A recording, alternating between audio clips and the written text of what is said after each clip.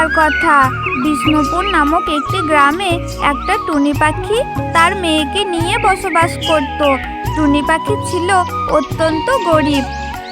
সে লোকের বাড়িতে কাজ করে তার এবং তার মেয়ের খরচ চালাতো। একদিন রাত্রিবেলা টুনি পাখি এবং তার মেয়ে গুড্ডি যখন ঘুমাচ্ছিল, তখন কে যেন দরজায় কড়া নাড়ছিল। টুনি তখন বাইরে গিয়ে দেখে একটি ছোট্ট টিয়া পাখি বাইরে দাঁড়িয়ে আছে। এরপর টুনি সেই টিয়া পাখিটিকে তার ঘরে নিয়ে যায়। তখন টিয়া পাখিটি টুনিকে বলতে থাকে, টুনি আন্টি, আমি না আমার বাড়ির পথ হারিয়ে ফেলেছি। তুমি কি আজকের রাতটা আমাকে এখানে থাকতে দেবে? ঠিক আছে ছোট্ট টিয়া, তুমি তো আমার মেয়ের মতো, তুমি কোনো চিন্তা করো না। আজকের রাতটা তুমি আমার কাছেই থাকো। আমি তোমাকে কালকে সকালে নিজে গিয়ে তোমার বাড়িতে দিয়ে আসবো। টুনি পাখির এই কথাটি বলার সাথে সাথে সেই ছোট্ট টিয়া পাখিটি একটি ছোট্ট মেয়ে ভূতে পরিণত হয়। এরপর সেই ডাইনি মেয়েটি টুনিকে বলতে থাকে, টুনি, আসলে তুমি চাইলেই আমাকে এখানে আশ্রয় না দিতেই পারতে, কিন্তু তুমি তা না করে আমাকে এখানে আশ্রয় দিলে। আসলেই তুমি অনেক ভালো টুনি। আমি তোমাকে কিছু উপহার দিতে চাই। এই বলে সেই ডাইনি মেয়েটি টুনি পাখিকে এক ভরা স্বর্ণমুদ্রা উপহার দেয় এবং সে সেখান থেকে চলে যায়। এরপর থেকে টুনি এবং টুনির মেয়ে অনেক সুখে শান্তিতে বসবাস করতে থাকে। তাদের আর কোনো দুঃখ কষ্ট থাকে না। সে অনেক দিন আগের কথা। কাঞ্চনপুর নামক একটি গ্রামে একটি টুনি পাখি বসবাস করত। টুনির পরিবার খুবই গরিব ছিল। তার মা এবং বাবা জমিদার বাড়িতে কাজ করে তাদের তিনজনের সংসার চালাতো। কিছুদিন পরেই টুনি পাখির জন্মদিন ছিল। এই কারণে তার বন্ধুরা তার কাছে এসে বলতে লাগলো, এই টুনি, আর কয়েকটা দিন পরই তো তোর জন্মদিন। তুই কি আগের বছরের মতো এইবারেও কোনো কেক কাটবি না? তখন পাশ থেকে অন্য একটা পাখি এসে বলতে লাগলো, আরে তোরাও না, এই গরিব ভিখারিরা কেকের পয়সা কোথায় পাবে? আগেরবার আমার জন্মদিনে দেখিসনি আমার আব্বু আম্মু কত সুন্দর 3তলা কেক এনেছিল, কত সুন্দর আমার জন্মদিন পালন করেছিল। হা হা হা। এইসব কথা শুনে টুনি পাখির অনেক খারাপ লাগে। তখন সে বলতে থাকে, আমরা একটু গরিব বলে তোমরা আমাকে এইভাবে অপমান করছো। তোমরা দেখে নিও, এই শুক্রবারে আমার জন্মদিন, আর সেই দিন আমার মা বাবা আমার জন্য কত সুন্দর কেক আনবে। আর হ্যাঁ, একটা নয়, আমি 3টে কেক কাটবো। তোমরা সবাই এসো কিন্তু আমার জন্মদিনে। এই বলে টুনি পাখি সেখান থেকে বাড়ি চলে আসে আর কাঁদতে কাঁদতে তার মাকে বলতে থাকে, মা, তুমি জানো আমার বন্ধুরা আমাকে নিয়ে হাসাহাসি করছিল। আমি কোনোবার কেক কাটি না বলে আমাকে নিয়ে মজা করছিল। আমি কিন্তু এইবারে কেক কাটবো, এই আমি বলে দিলাম। আমি ওদের বলে দিয়েছি এইবারের জন্মদিনে আমি 3টে কেক কাটবো। এইসব তুই কি বলছিস মা? আমাদের কাছে তো একটা কেক কেনার মতো পয়সা নেই, আর তুই বলছিস 3টে কেক কাটবি? তুই তো জানিস মা, আমরা দুজনে জমিদার বাড়িতে কাজ করি, আর জমিদার বাড়িতে কাজ করে কি আর 3টে কেক কেনা যায়? এতে তো আমাদের সংসারও ভালো করে চলে না। ঠিক আছে মা, আমার কিচ্ছু চাই না। আমি এখান থেকে আজই চলে যাব। এই বলে টুনি রাগ করে বাড়ি থেকে বের হয়ে যায়।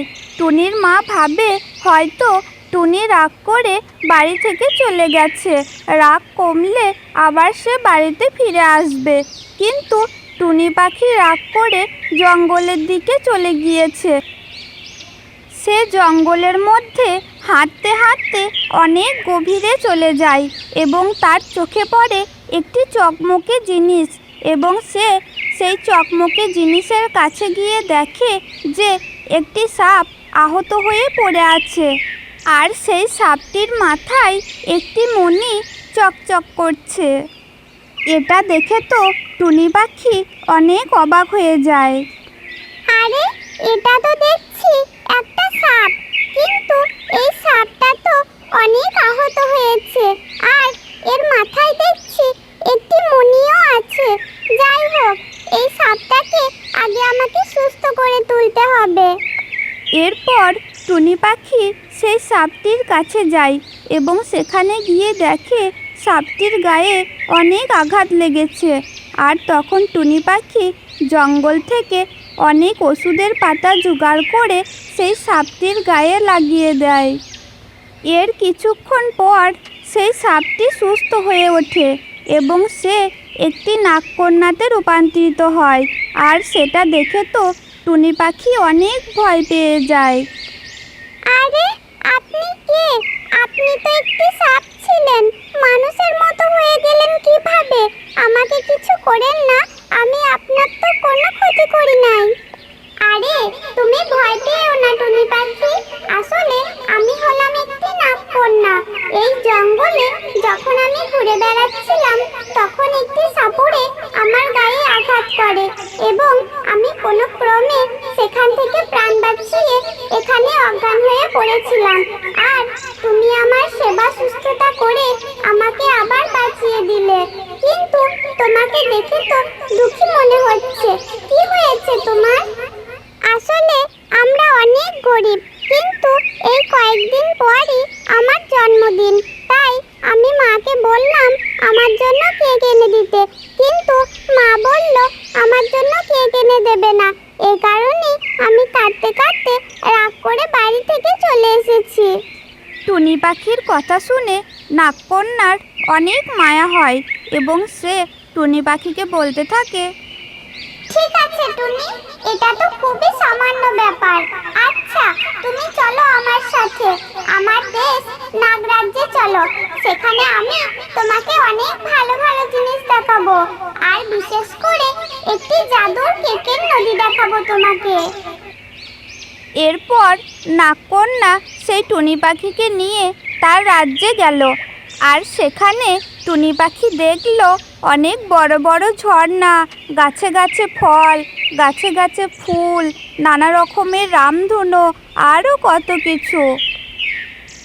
এরপর সেই নাগকন্যা টুনি পাখিকে নিয়ে যায় সেই বিশেষ কেকের ঝর্ণার কাছে, যেখানে রঙে রঙের ফ্লেভারের নানা রকমের কেক ছিল। এটা দেখে তো টুনি পাখি মহা খুশি। এরপর নাগকন্যা সেই টুনি পাখিকে সেই ঝর্ণা থেকে একটি কেক তার হাতে তুলে দেয় এবং টুনি পাখিকে বলতে থাকে, এই নাও টুনি, এটা হলো জাদুর কেক। তুমি যত এই কেকটাকে কাটবে এই কেকটি কখনোই শেষ হবে না। আর এই কেকটি তুমি যতবার কাটবে ততবার এখান থেকে হিরে জহরত টাকা পয়সা বের হবে। তোমাদের আর কোনো দুঃখ কষ্ট থাকবে না। এরপর টুনি পাখি সেই কেকটি পেয়ে অনেক খুশি হয় এবং সে নাগকন্যাকে ধন্যবাদ জানিয়ে সেখান থেকে তার বাড়িতে ফিরে আসে। আর এরপর থেকে টুনি এবং টুনির মা বাবার আর কোনো দুঃখ কষ্ট থাকে না। তারা তিনজনে সুখে শান্তিতে সংসার করতে থাকে এবং লোকের উপকার করতে থাকে। এইভাবেই তাদের জীবন কাটতে থাকে। তো বন্ধুরা, আমাদের এই ভিডিওটি তোমাদের কেমন লাগলো? যদি ভালো লাগে তাহলে অবশ্যই চ্যানেলটাকে একটি সাবস্ক্রাইব করে দেবে এবং একটি লাইক করে দেবে। ধন্যবাদ সকলকে।